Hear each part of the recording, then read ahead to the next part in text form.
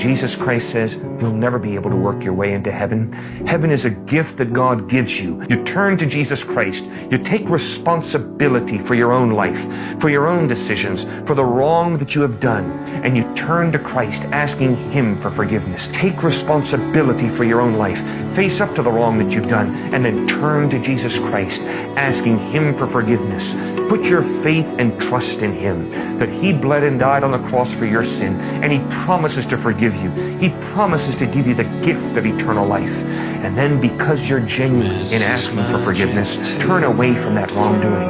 And with the help of Jesus Christ, become that wonderful, beautiful person that God created you to be. God bless you as you make this most important decision.